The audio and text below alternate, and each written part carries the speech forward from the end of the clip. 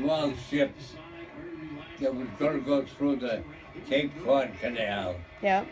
had to stop in San Diego and get their radar checked, their sonar checked, their radio transmitter, and their radio receiver. Everything had to be working and certified, and they'd be signed off. So this was before they went through the Panama Canal? Before they go back east. Yeah. Right to the canal, and somewhere in the Gulf, but somewhere like up around Norfolk and places. Yeah.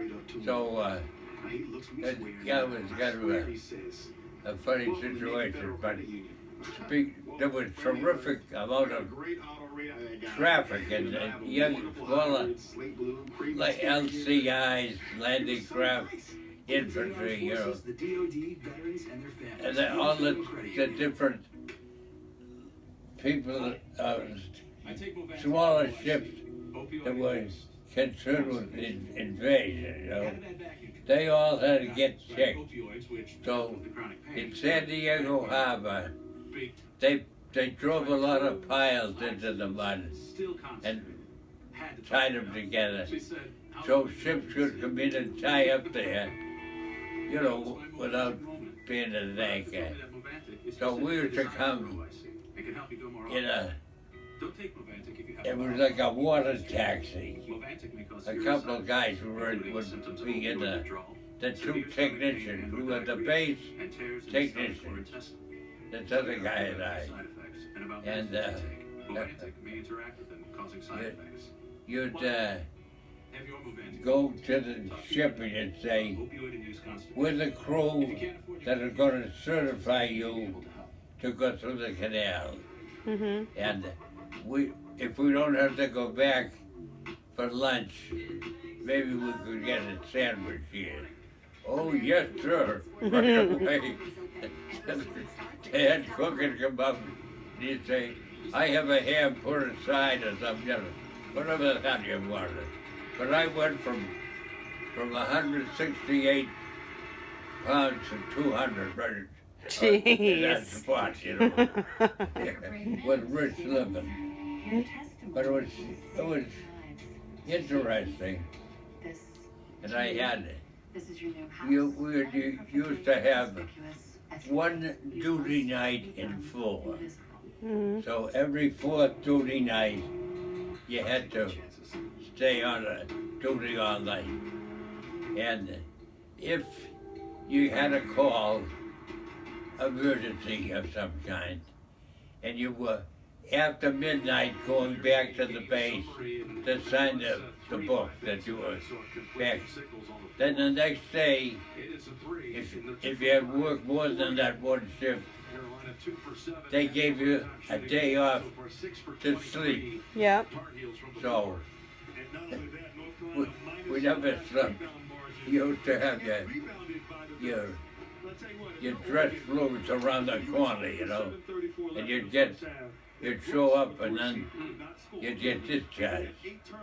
So one night, there was some work.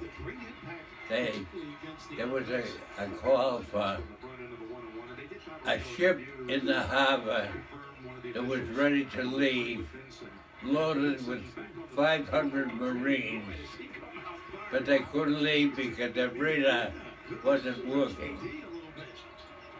So I volunteered, a young chief volunteered, like 4 of us, and then it was the 2 of us, the chief and I, went down. It was starting to get dark. There were all floodlights on the pier. There were all rat guards on the ropes, you know. Everything was being patrolled with Tommy guns, you know. So we went up to the room where the radar was and meeting the technician there. And he was pointing out things on the radar. I looked on and I saw what was wrong with it. And so, in a couple of minutes, the captain and the executive officer, both smelling of booze, demanded to know what would be true. And the chief was mad. He said, 10 minutes after we find the trouble, sir. Right. So they were off. He said to me, you ever seen one of these kids? I said, not only did I see it, I know what the trouble is and I can fix it. Oh boy. So, when the thing unfolded, it was like Bigfoot Bridge. And like some of the panelists stood out. When they went back in, they landed on a spike like that's where the high voltage came. Mm-hmm. And when you closed the door gently, they made it. If you slammed the door sometimes, they wouldn't quite, they'd be a little, like moving it up to bend the thing out to the side. Well, that's what was bent, so I knew there was nothing wrong with the radar. Just didn't handle it right. So we helped the technician, put some of his tools away and some of his parts, which were never used, all brand new boxes again. So we helped him, and then we went along, and the